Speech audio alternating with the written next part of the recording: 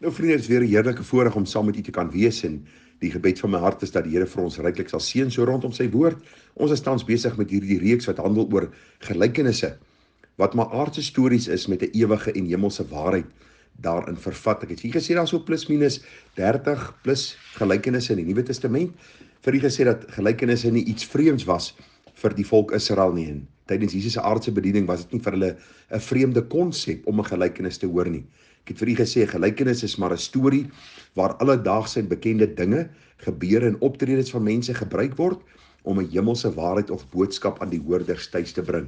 Ek het u gesê, 'n gelykenis is 'n eenvoudige storie wat Jesus vertel het met die doel om mense se gedagte na die hiernamaals of die ewige te rig, dat hulle kan kyk hoe lyk hulle voor die Here en of hulle gereed is om hom te ontmoet. U sal onthou dat ons vir u gesê dit is 'n algemene gebruik gewees in die Ou Testament en ons het vir u die baie besondere en bekende gelykenis van Nathan aan Dawid voorgehou, 2 Samuel 12 en vir u ook gesê hoe Nathan dan deur hierdie gelykenis aan Dawid 'n sekere Bybelse waarheid, 'n hemelse waarheid deurgebring het waar Dawid sy eie sondes moes sien en dan voor die Here belydenis moes doen.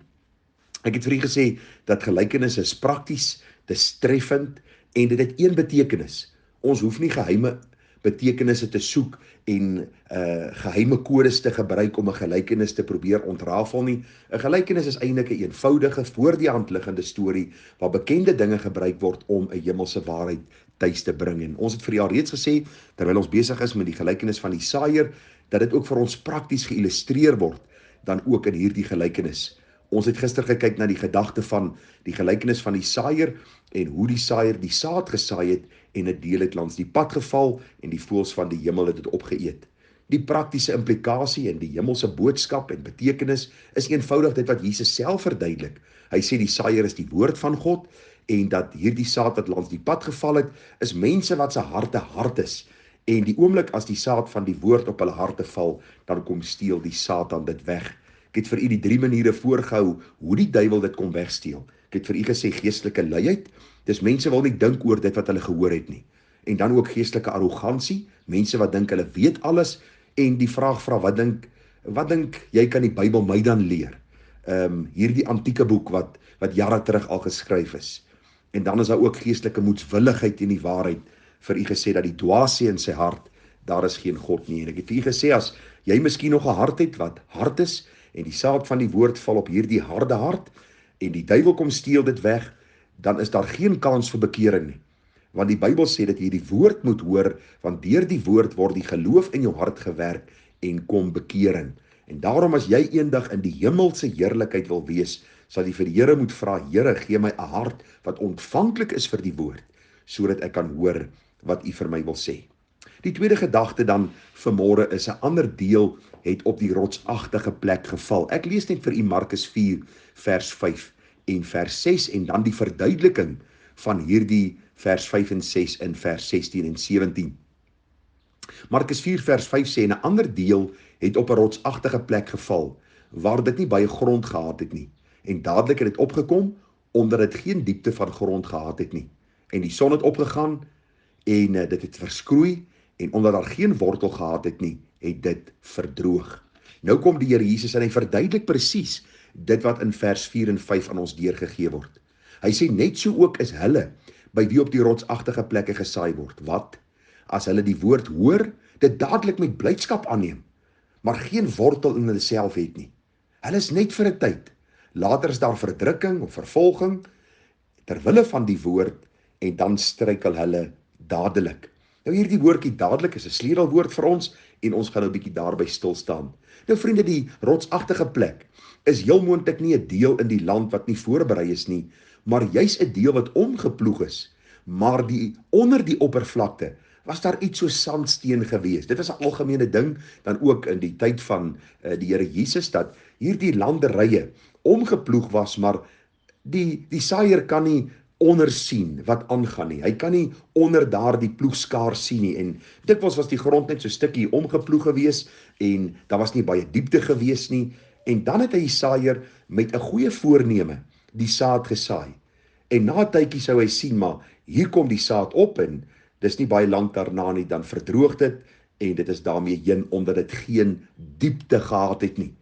En nou kom die Here en hy verduidelik vir ons wat dit beteken. Die Here sê vir ons vriende, dat daar ook baie mense is, wat God se woord hoor en hulle ontvang dit dadelik met blydskap. En hulle is dadelik bly oor die woord van die Here en hulle is opgewonde oor die woord en hulle is opgewonde oor Christendskap en dit is nie baie lank nie, dan sien ons hierdie mense begin kwyn en later raak hulle heeltemal weg. En die betekenis is eenvoudig dat daar baie mense is wat nogal aangetrokke voel tot die Christelike godsdiens. Want hulle sien dat daar sekere geestelike waardes is, hulle sien gelukkige huwelike, hulle sien kinders wat goed opgevoed is, hulle sien sekere dinge wat prakties uitwerk in hierdie Christene se lewe en hulle dink, kom ons probeer Christendskap en hulle kom en hulle hoor die woord van die Here en dit tref hulle vir 'n tyd lank en vir 'n tyd lank is hulle opgewonde daaroor en vir 'n tyd lank is hulle met blydskap gevul oor hierdie waarhede en dan is dit nie baie lank nie. Dan is hulle half skepties en later is hulle krities daaroor en die Bybel sê omdat hulle geen diepte gehad het nie, het hierdie waarheid dan ook in hulle lewe geen wortel geskiet nie en het dit verdroog en het hierdie mense wegbeweeg van die geloof wat hulle eens op 'n stadium bely het. Baie duidelik, dis mense wat nog nooit gered was nie. Daar is 'n tendens van mense wat sê, maar kyk, hier was daar 'n bietjie wortel en hier was daar 'n so 'n bietjie groei gewees, maar later het hulle afvallig geraak. Nee, die Here wil vir ons baie duidelik sê dat die wortel nie diep genoeg was nie en dat die vrug nie daar was nie en dat hierdie mense eintlik maar net 'n uiterlike vertoon gehad het en nooit regtig by die Here uitgekom het nie. En ek wil vir u sê ons sit met duisende, miljoene mense wêreldwyd wat hierdie ervaring gehad het. Hulle raak dadelik opgewonde oor die waarheid. Hulle is dadelik opgewonde oor die dinge van die Here, maar daar is geen diepte nie. Daar is geen wedergeboorte nie. Daar is geen geestelike geboorte nie. En wanneer die beproewinge oor hulle lewe kom, of wanneer stryd oor hulle lewe kom, of wanneer dinge miskien nie vir hulle uitwerk soos hulle graag wil hê dit moet uitwerk nie, dan los hulle die waarheid, dan los hulle die woord, dan los hulle die kerk, dan los hulle die dinge van die Here en hulle sê, dit werk nie uit nie. En daarom wil ek in hierdie môre jou ook vriendelik vermaan, dat jy jou geestelike lewe sal ondersoek. Dit help nie jy sê jy's 'n Christen en jy's 'n Christen in naam nie. Die Bybel sê ons moet kinders van God wees in woord en in daad. Daar moet vrug wees wat by die bekering pas. En vrug kom alleen wanneer die saad van die woord ontkiem in my hart, wortel skiet en daar vrug na vore kom. Hierdie vrug, vriende, sal nie verdor wanneer die beproewings, wanneer die stryd en wanneer die ongemak van die lewe na my kant toe kom nie. Ja, dit sal my help om geestelik sterker te word en dit is die eienskap van 'n ware kind van die Here. Ek vra vir jou, is jy miskien iemand wat vir 'n tyd lank aangetrokke was tot Christendskap omdat daar goeie waardes en sedes is, omdat daar goeie standaarde is wat gestel word en die kinders mooi goed geleer word? En nou is jy miskien iemand wat skepties staan teenoor die waarheid van die woord, dan wil ek vir jou sê, dan moet jy seker maak dat jy werklik by die Here uitgekom het. Want dit is heel moontlik dat die saad op 'n rotsagtige plek geval het en dat jou hart eintlik kliphard is onder hierdie oppervlakte en dat jy eintlik miskien in hierdie môre in opstand en in weerstand teenoor God se waarheid staan. En ek wil jou vra dat jy jou werklik sal bekeer, dat jy vir die Here sal vra, Here, dat U die ploegskaar van die hemel in my hart sal trek, dat U my hart sal kom omdolwe, dat U die hardheid van my hart sal kom uithaal, dat U my nie net 'n naam Christen sal maak nie, dat ek nie 'n voorgee Christen sal wees nie, dat ek nie iemand sal wees wat vir 'n tyd lank die waarhede van die woord liefhet en die dinge van die Here dan omhels nie, maar dat ek lewenslank hierdie pad met U sal stap.